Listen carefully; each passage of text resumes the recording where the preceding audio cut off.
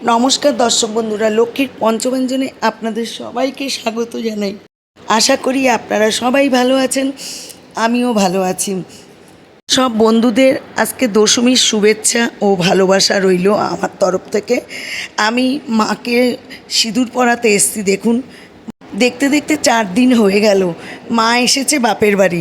এবার বাপের বাড়ি থেকে মার নিজের শ্বশুর বাড়ি যাওয়ার পালা। মারও মন ভালো নেই, মুখটা করুণ হয়ে আছে।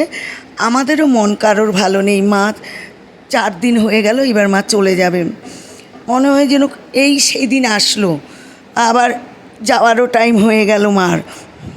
এই 4টে দিন ছোট বড় সকলেই খুব আনন্দ করে মা আসবে বলে বা মা এসেছে বলে।